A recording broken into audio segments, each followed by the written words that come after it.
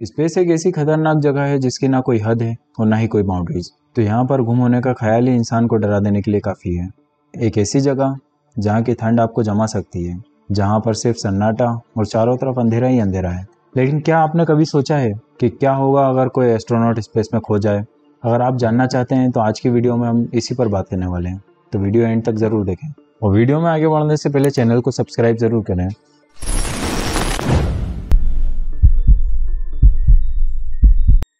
NASA के astronauts के लिए कुछ सेफ्टी स्टैंडर्ड्स होते हैं कि इन्हें स्पेस में जाते हुए और स्पेस वॉक पर किन चीज़ों का ध्यान रखना है। यानी स्पेस स्टेशन के बाहर कोई काम या मरम्मत करते वक्त भी हर वक्त स्पेस स्टेशन से कम्युनिकेट में कैसे रहना है।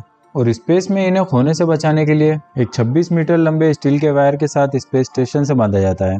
अगर ये वायर किसी तरह से टूट भी जाती है तो दूसरा इमरजेंसी ऑप्शन होता है सेफर का इस्तेमाल, जिसे simplified aid for ever rescue भी कहते हैं। ये इमरजेंसी जेटपैक सिस्टम है जो स्पेस सूट के साथ जुड़ा होता है और ऐसे इमरजेंसी के हालात में एस्ट्रोनॉट को पुश या धक्का देता है, जिससे एस्ट्रोनॉट कुछ दूरी तक यहाँ वहां जा सके। लेकिन मान ले कि एस्ट्रोनॉट किसी तरह से बेहोश हो गया, ये इस हालत में ना हुआ कि सेफर का इस्तेमाल कर सके, तो तीसरा और आखिरी ऑप्शन बचता है एक रेस्क्यू मिशन, जो स्पेस स्टेशन के मेंबर्स इस एस्ट्रोनॉट को बचाने के लिए प्लान करेंगे। लेकिन ये काम सुनने में जितना आसान लगता है दरअसल उतना है नहीं, क्योंकि कोई ऐसा स्पेसक्राफ्ट बना ही नहीं जो स्पेस में गुम होने वाले एस्ट्रोनॉट को ढूंढकर बचा सके। अगर वो एस्ट्रोनॉट ज्यादा दूर नहीं गया हो तो क्रू मेंबर कई वायर से खुद को अटैच करके थोड़ी दूर से एस्ट्रोनॉट को वापस ला सकते हैं। लेकिन अगर वो ये रेस्क्यू मिशन ना कर पाए और ये एस्ट्रोनॉट स्पेस के अंदर कहीं भटक गया तो इसके साथ क्या होगा, चलिए जानते हैं। इसका जवाब है कि ये वायर टूटते वक्त जिस डायरेक्शन में फोर्स इस पर असर कर रही थी वो इसी डायरेक्शन में आगे बढ़ता चला जाएगा। वो खुद को वेटलेस महसूस करेगा, मतलब जैसे उसका कोई वजन ही ना हो। जितना भी हाथ पैर मारे ये हिलाए वो सब कुछ बेकार होगा। एक फोर्स और स्पीड से एक ही साइड को बढ़ते हुए अगर ये एस्ट्रोनॉट जमीन की ग्रेविटी से बाहर निकल गया तो इसकी मौत तय है।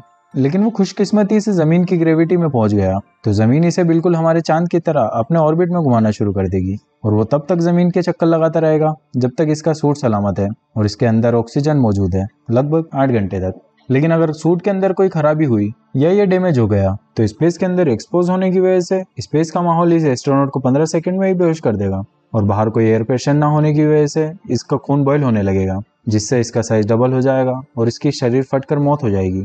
ये सिर्फ कुछ मिनटों की बात होगी। अगर इस एस्ट्रोनॉट की मौत हो जाती है तो इसकी बॉडी स्पेस में तब तक घूमती रहेगी जब तक कोई इसको उठा कर न ले जाए, क्योंकि स्पेस में इसकी बॉडी डिकम्पोज होने के लिए वहां पर कोई ऑक्सीजन मौजूद ही नहीं है। और ये भी मुमकिन है कि ये एस्ट्रोनॉट सही एंगल और वेलोसिटी से जमीन पर गिरने के लिए आगे बढ़ता चला जाए, मगर अपने सूट की फ्रिक्शन की वजह से और तेज रफ्तार की वजह से ये सूट के साथ जलकर खाक हो जाएगा और इस एस्ट्रोनॉट की कुछ राख ही जमीन पर गिरेगी, जैसा कि ये पहले 1967 के अंदर एक रशियन एस्ट्रोनॉट के साथ हो चुका है, जिसका एयरक्राफ्ट क्रैश लैंडिंग की वजह से जमीन पर गिरा और रशियन एस्ट्रोनॉट्स को इसकी कुछ बची कुची ही लाश मिली।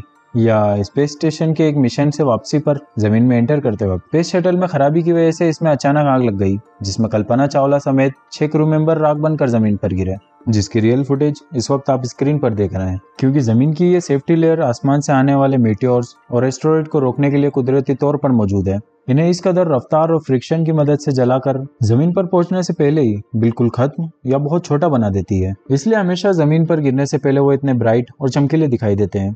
और अगर ऐसा ना होता तो डायनासोर्स की तरह इंसान भी धरती से कब का खत्म हो चुका होता। इसलिए अगर ये एस्ट्रोनॉट जमीन के एनवायरनमेंट में पहुंच भी गया तो इसे पार नहीं कर पाएगा और जमीन का एनवायरनमेंट इसे जला देगा। लेकिन बहुत ही ज्यादा सिक्योरिटी की वजह से आज तक ऐसा कोई इंसान स्पेस में खोया ही नहीं और एस्ट्रोनॉट भी यही दुआ करते हैं कि स्पेस में गुम होने से बेहतर है कि वो क्रैश लैंडिंग के अंदर मारे जाएं, क्योंकि इस तरह वो बिना किसी तकलीफ के फौरन मर जाएंगे। लेकिन अगर स्पेस में गुम हो गए तो ऑक्सीजन खत्म होने तक वो हर पल मौत का इंतजार करते रहेंगे और चाहे जितना हाथ पैर मार लें वो जिंदा नहीं बच सकते। लगातार टेक्नोलॉजी में होने वाली इनोवेशन की वजह से स्पेस में ज्यादा मौतें रिकॉर्ड नहीं हुई है और उम्मीद है कि फ्यूचर में भी ऐसा नहीं होगा। लेकिन अगर आपको स्पेस में जाने का मौका मिले तो क्या आप जाना चाहेंगे? कमेंट करके जरूर बताएं। अब मिलते हैं इसी तरह की इंटरेस्टिंग वीडियो के साथ, बिकॉज वी नो